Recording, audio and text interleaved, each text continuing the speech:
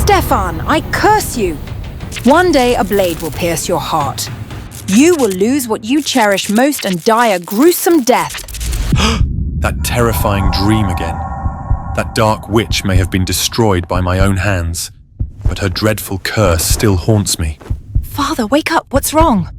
I just feel a little tired. Happy birthday, my dear Aurora. You're 16 now. After I defeated Maleficent and took over the sacred forest, the kingdom flourished, but one by one my loved ones left me. Now only Aurora remains. Aurora was born with a curse, that on her 16th birthday she would prick her finger on a spindle and fall into a deep sleep.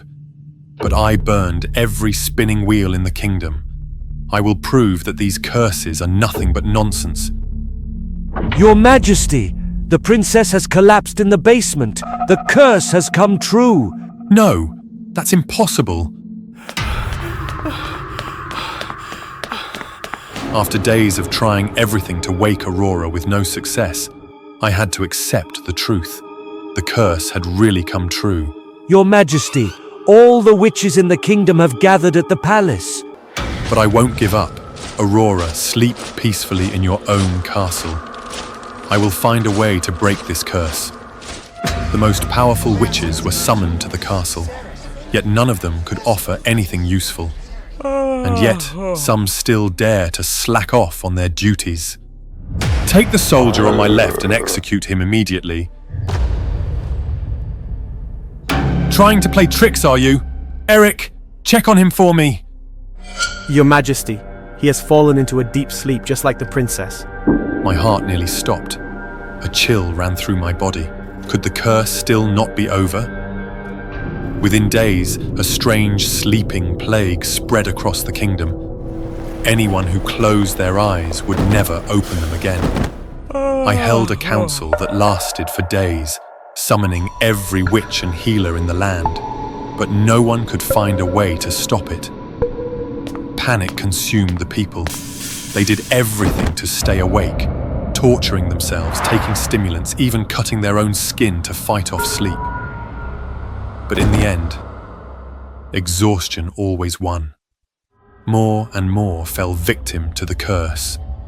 They lay still like the dead, bodies warm, breath steady, yet completely unresponsive. Just like Aurora. No matter if this was a curse or something else, as king, I had to find a way to stop it. Beat him until he wakes up. The soldiers obeyed, landing a hard kick on the sleeping man. And he woke up as a monstrous, bloodthirsty creature.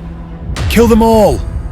But those bitten turned into the same horrifying beasts. Like the zombie, the two monsters were slain with ease. But the danger was far from over, in fact. It was only beginning to spread. Issue an order across the entire kingdom. No one is allowed to wake the sleeping. But all my efforts to stop it were too late. The awakened zombies went on a rampage, infecting everyone around them. The kingdom fell into unprecedented chaos.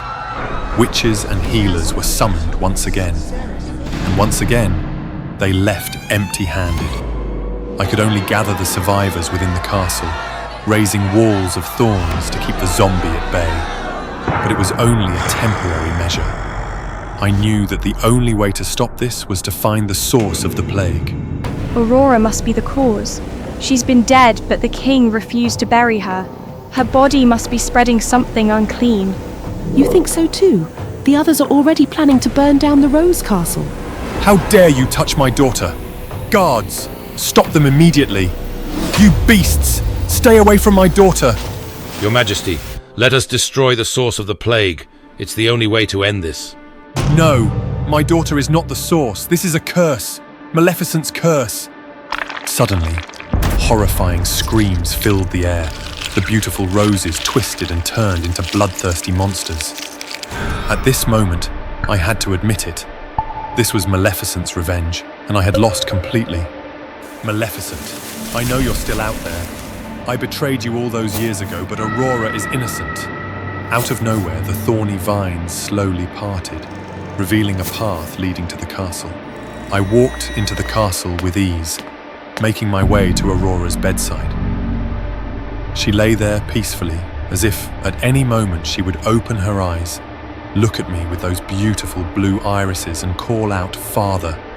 "Maleficent, Aurora has done nothing wrong. Give her back to me. I'm willing to trade my life for hers." A bone-chilling cold surged through my body. My strength drained in an instant. My skin shriveled, my limbs withered, my flesh dried up like a corpse drained of blood. Aurora opened her eyes, but she was no longer my beloved daughter. Stefan, I never thought someone like you could truly love another. Maleficent? Why is it you? Where is my daughter? How dare you use her body to house your filthy soul? Father, why would you call me a filthy soul? I erased all my hatred so I could be reborn as your daughter. We've been a happy father and child for 16 years, haven't we? No, this can't be. Thank you, Father. Thanks to your genuine love, the sleeping curse has been broken. And now, my soul has awakened once more, along with every memory of my past life. This kingdom of lies and cruelty, these people who destroyed my sacred forest, they will all pay the price. They will all become part of the forest's fungi.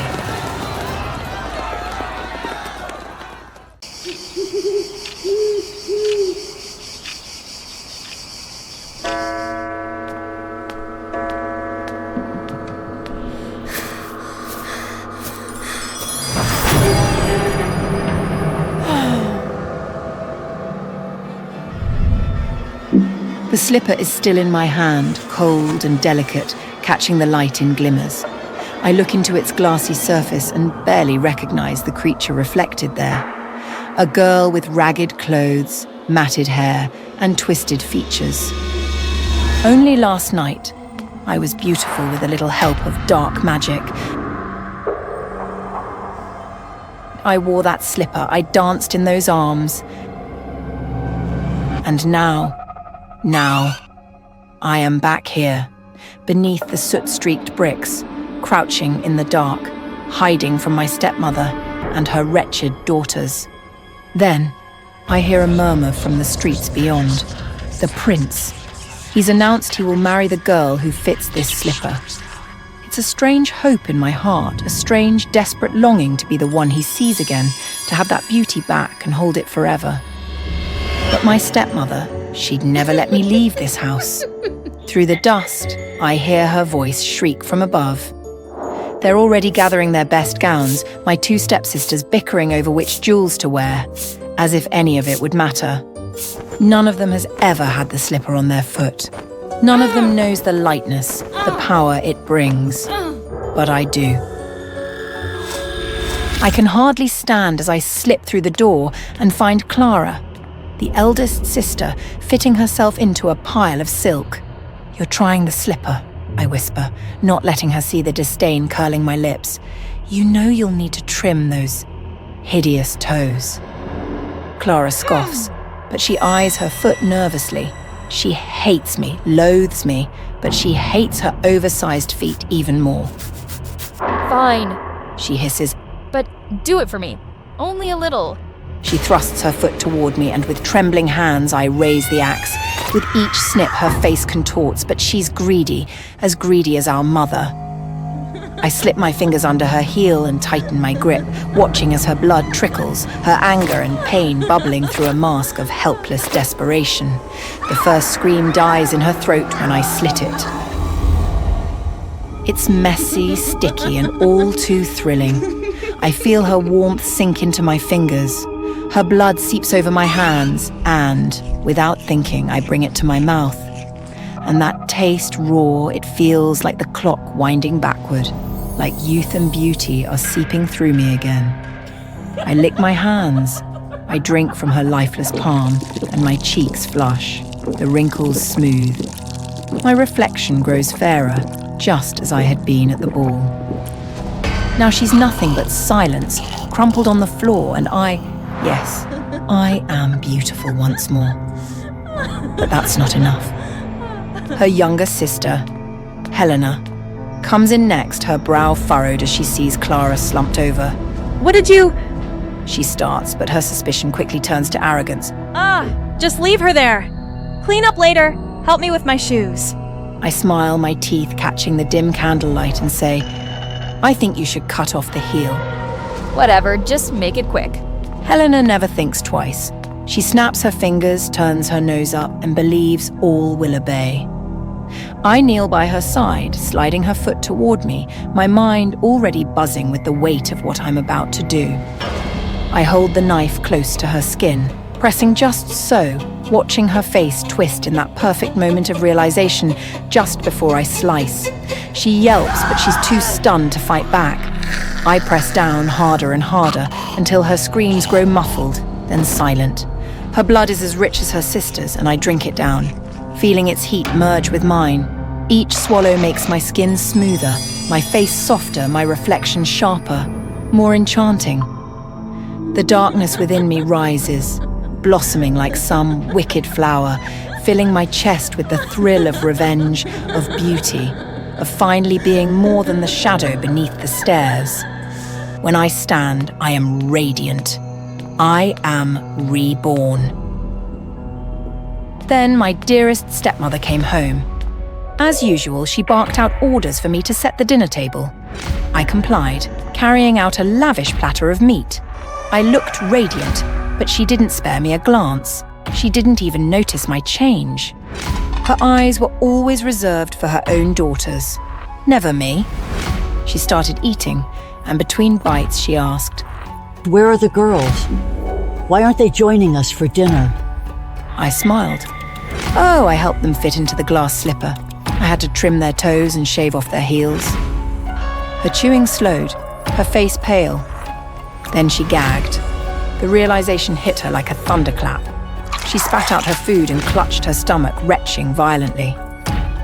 She had been feasting on her daughter's remains. I seized the opportunity. Moving swiftly, I grabbed her from behind and wrapped my hands around her throat. She struggled, clawing at my arms, but I squeezed tighter until her body went limp and collapsed to the floor. But as I stared at my reflection in the silver tray, I saw the beauty fading, the glow, the perfection slipping away. Desperate, I leaned down and drank from her lifeless body. I couldn't stop. The blood coursed through me, intoxicating and powerful, but I had drunk too much. My skin sagged, my frame distorted.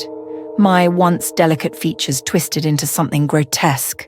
I had consumed more than blood, I had consumed my own humanity.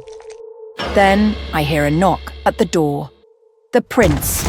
His voice calls out, strong and clear, asking for the woman who fits the slipper. I pull myself upright, grasping the slipper, limping and shuddering as I make my way toward him, past the bodies of those who once mocked me. I throw open the door, the slipper clutched in my hand, a desperate smile on my cracked, bloodied lips. The prince's eyes go wide. He stumbles back, his mouth agape as he takes in the horror before him. "Wait!" I scream, my voice more like a howl now. I shove the slipper toward him, but the soldiers have already drawn their swords. They don't see me. They see a monster, and as they lunge, blades flashing, my final scream echoes through the halls, a shriek of beauty corrupted, of vengeance that demanded too much.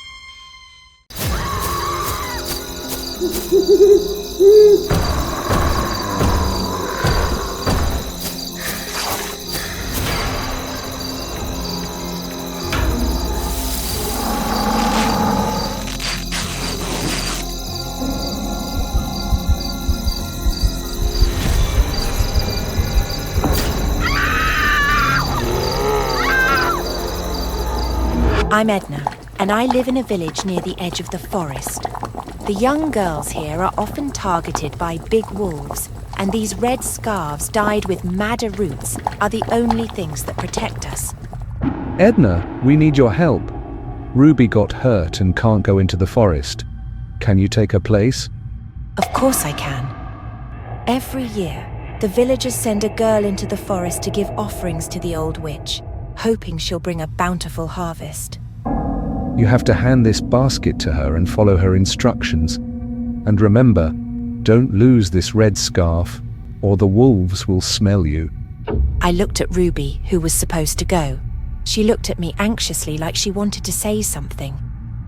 I know going into the forest is dangerous, but I agreed to take Ruby's place because I want to find out what happened to my sister, Sophie, who disappeared 5 years ago. This forest is always foggy, damp and dark, making it hard to tell day from night. The only colours I see are from the mushrooms. I tried picking one, but even though they look pretty, they smell like rotten meat. I saw some bright red flowers too, but I didn't want to pick them anymore. I heard wolves howling all over the forest. I felt like a pair of bloodthirsty eyes were secretly watching me in the dark. But when I turned around, I didn't see anything. I felt really uneasy. I walked a little further and found a bear. It was lying weakly on the ground, with its leg trapped under a big branch. It looked like it had been there for days. I felt sorry for the bear and wanted to help. I tried lifting the branch, but it wasn't as heavy as I thought. While I was using my Red Riding Hood to bandage the bear's leg, it suddenly thanked me. It scared me. Thank you, kind girl. To thank you, I'll warn you that a wolf is following you. I surprised, but quickly responding. Don't worry, I have this red scarf. The wolf won't be able to find me. No one who's been targeted by the wolf can escape. Don't worry, I'll go to the witch's house right away. I'll be safe there. I finally found the wooden house in the middle of the forest. Come in. The whole house smelled damp and cold. Mushrooms were growing on the corners of the walls and next to the table, making the house seem like it was part of the forest outside. It didn't feel warm or safe at all. It seemed like the owner of this house was very lonely. My name is Edna. The villagers sent me to visit you. Are you sick? Yes, I'm sick. So please let me lie in bed and don't come near me. I thought fresh food might make the old woman feel better. But when I opened the basket, all the food was rotten. This is strange. It shouldn't take more than half a day to get here from the village. How could the food go bad so quickly? You must be hungry. I've made you a mushroom soup. I did as she said and opened the pot of soup, but the soup inside was dark and thick, with a fishy smell that made me want to throw up. I don't make the old woman sad. I secretly poured the soup away. The soup was delicious. Thank you for dinner. The lonely old woman wanted me to stay with her for the night. But in the middle of the night, I was woken up by the sound of her whispering with someone. Curious, I looked towards the door. The person I thought was an old woman had a face exactly like my sister. Sophie. Hansel, you're late. That girl dropped her red scarf, which made me lose track and eat a corpse. It was disgusting. She ate the mushroom soup and fell asleep, just like our agreement. You take the soul, and I take the body. Was my poor sister possessed like this too? My whole body froze, and I ran out of that scary house, trembling. It turned out that the sacrifice wasn't the offerings I brought, but myself. I have to escape this forest and expose the horrible truth to the villagers. The bright red flowers from the day were actually dried pools of blood, and the colourful mushrooms grew from them. They were the ones causing the hallucinations. It seems these mushrooms were the real cause of the illusions. I met the bear I had saved again, but it had been dead for days, its body rotting, its stomach ripped open. Suddenly, a cold wind rushed by, making my hair stand on end. Hansel had caught my scent. Terrified and desperate, I tried to back away from the evil creature. My hand crushed a cluster of mushrooms. These mushrooms, although they caused me to hallucinate, also made me stronger. I recklessly grabbed the whole cluster and ate them greedily. A feeling of dizziness washed over me. A sense of power filled my entire body. I stubbornly charged forward and attacked, stabbing the village chief in the eye, making him scream in pain. After taking down the wolf, I ran away, but Sophie blocked my path. Her body had rotted, turning into a giant, hideous mushroom. I picked up the bare bone and rushed to fight, but the person in front of me was just an illusion. Confused, I looked at my hand, and suddenly my stomach felt like it was being pierced through with pain. The feeling of pain pulled me out of the hallucination.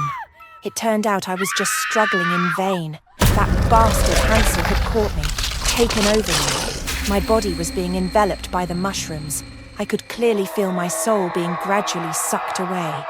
There was no more pain, no more torment, only a numbness that led to death.